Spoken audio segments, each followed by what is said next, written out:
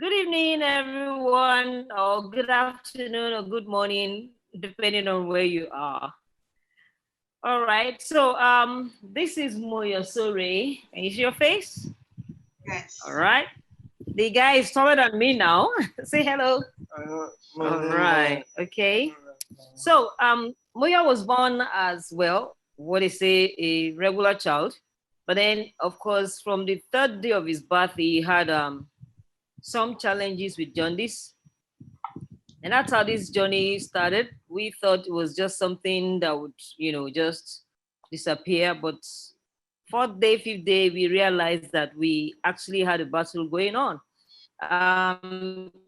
Moyo had to undergo what they call exchange blood transfusion because at the point the jaundice got so bad, and doctors advised that the only way out was to intervene by taking him through a process that is called exchange blood transfusion, where you put in a certain amount of blood into a child and take out the exact measurement until it's like trying to replace the blood that was damaged by jaundice with a new blood. Anyway, that's how the journey started. And because Moya was not my first child, and because of the events that surrounded or happened after his birth, I was making extra efforts to observe him if there were going to be delayed milestones and all that. So I knew right from when after he was born that I was likely to have some issues with his milestones. So of course we started observing that the neck was wobbly way beyond 5 or 6 months. 1 year, the neck was still wobbly. And so we started trying to find out um, how we could get a diagnosis, but this is Nigeria. Such things don't come easily. Anyway, after a lot of going around, we were eventually able to ascertain that he had what was called mild cerebral palsy with impact in his hearing and speech, and of course, learning. So, but we were advised by his pediatrician then that we shouldn't put him in a special school. We should let him mix as much as possible with regular children so he could be challenged. So this young man you're seeing had been in school since when he was less than 2 years old. And at a point, he was really struggling. I just felt, oh, at some point, we may have to pull him out of regular school to see what he could do with his life. But because I was observing him from a young age, I discovered that he had a special aptitude in visual arts. So today, as I speak to you, Moyesori is a visual artist. We have tried to support him and make as much use of the facilities available in Nigeria to groom him in his area of passion. Now, I don't want to go away from, I needed to chip that in because a lot of misconceptions surround bringing up children with special needs. And especially with parents, we think that these children can only excel if we force them to go through regular school curriculum. And I say to parents, you are not helping that child if you have that kind of mindset. You need to find out what this child's passion is. There is nobody that is totally useless. There must be something that God has deposited in each person that you can nurture to enable them live a meaningful life. It may be different from the kind of life you have imagined, but you must help them to come to that point of self-actualization, irrespective of the needs they may have in their learning, ability. So that is a very important point for me to stress because that's the way we can help these children. Now we're coming to what are the facilities available? What can we do going forward? I did put up a few slides. If you are not able to share the slides, I can speak from my head. Of course, like the last speaker, being a parent, I've done a lot of research. So in my search, I found out that we actually have a national policy on special needs education in Nigeria, not just an education policy, but a special needs education policy that was released in year 2015. And believe me, this document is actually very much, comprehensive. They did a lot of research and all that. And they found out, of course, that there's an absence of comprehensive data on persons with special needs and all that and all that. Of course, all the things that you and I already know. And they acknowledge the fact that without accurate data, there's no way, they can provide facilities. So this policy actually provides for government to have facilities at the federal level, what each state government is to provide, and what each local government is to provide. The document also provides for early child special needs education and early intervention. But what I discovered is that with the usual Nigerian problem, we have, like the last speaker said, we have a lot of documents, we have a lot of policies. Majority of our issues are actually people problems. So some people are meant to execute this national policy on special needs education. But believe me, I doubt if anything has been done since this document. Is quite an elaborate document with a lot of provision for rehabilitation, training of, educators with special needs skills and all that. So they are even supposed to collaborate with international agencies, the World Health Organization and all that, UNDP and what have you. But this document is probably lying down somewhere and nobody's even thinking about it. I guess that usually, as they will say, it is a resource challenge. For me, I think it is a people challenge because our problem in Nigeria are people driven. So I don't want to take too much of our time. I want to fast track and go to my last one or two slides where, I spoke about what we need to do going forward, because this is what this conference is all about. Of course, during the pandemic, everywhere was shut down. No thought was given to people with special needs. And, maybe I had it a bit easy because my child is grown up.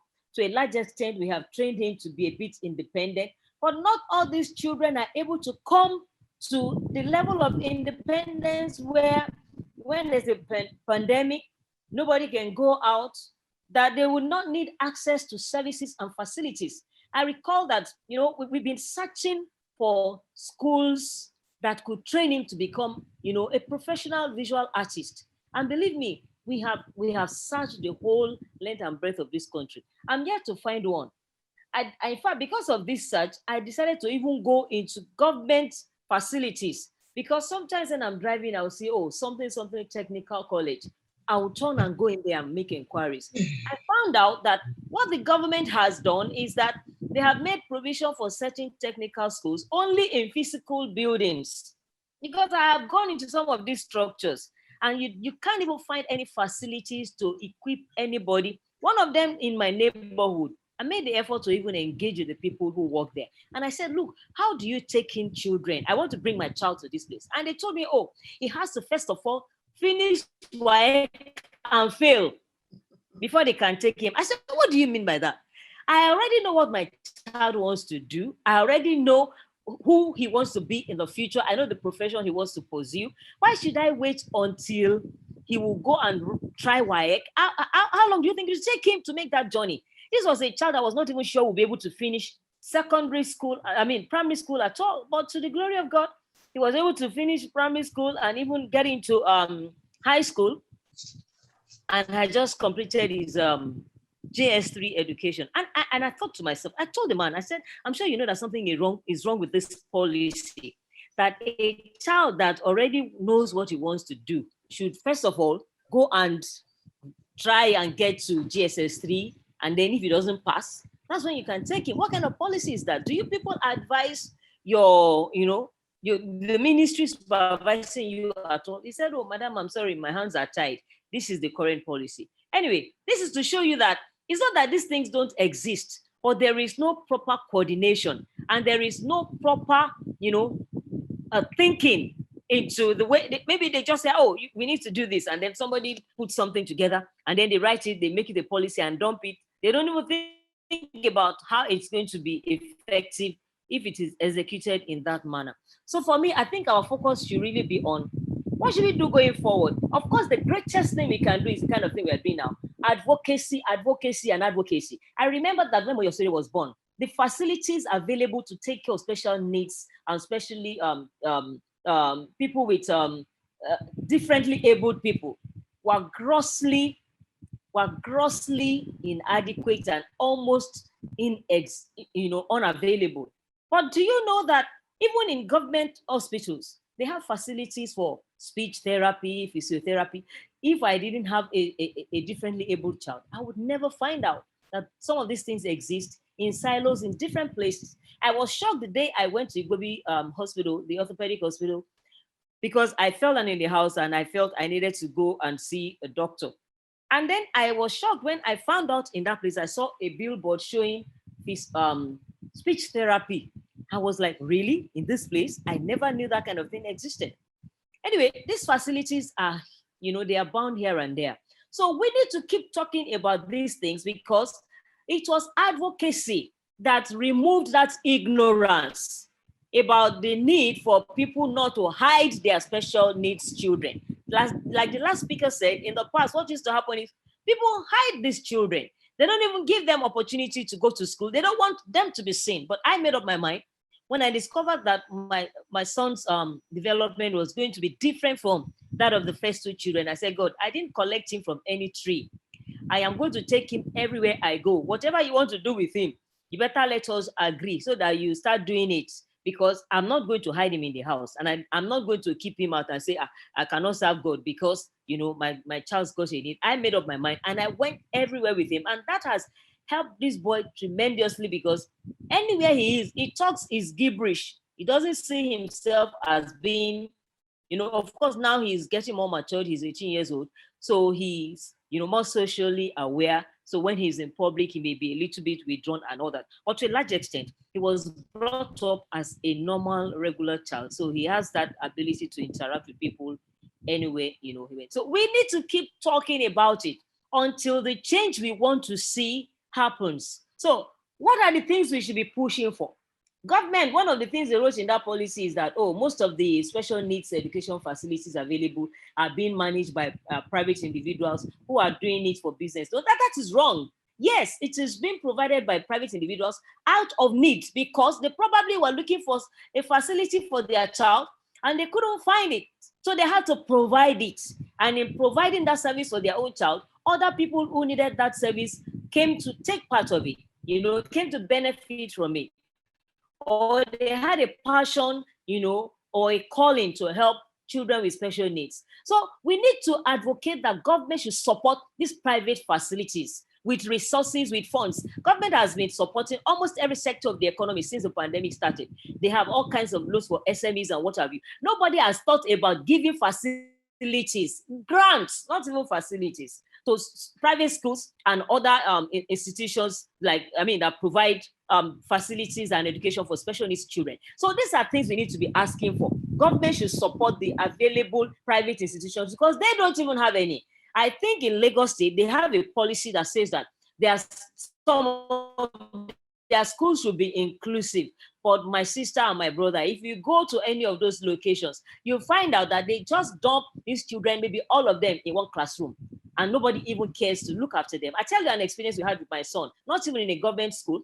There was an inclusive school somewhere in Lagos that we enrolled him. Do you know that after a while, the parents of regular children in that school started complaining that they didn't want special needs children to mix with their children. And they started withdrawing their children until the proprietors of that school had to close down the special needs arm of the school. That is how ignorant our society is. What are the things we need to advocate for? We need to ask ourselves the hard questions. Do we need a parallel educational agenda for persons with special needs if our so-called inclusive agenda is not working? My son would have gone straight to an art school if there was one to groom him after primary school. But these facilities are not there. And lastly, I go to my last slide where I have just a few more things to talk about. I've talked about the need to advocate because I'm sure that time is gone. We should advocate for unbroken access to facilities, no matter what is happening. I remember that one of the schools we are talking to concerning my child's arts skill, Arts of Nigeria, they were regarded as a special needs, what do they call it? Special service provider institution. So throughout the pandemic lockdown in that country, that school was allowed to continue running. And even now, they have resumed in-person education, no longer just online. We should advocate for more special needs diagnostic and assessment centers. Government should provide all this. And maybe if there's still time to say one or two things, I can still chip in a few words more as the program goes on. Thank you very much for the opportunity.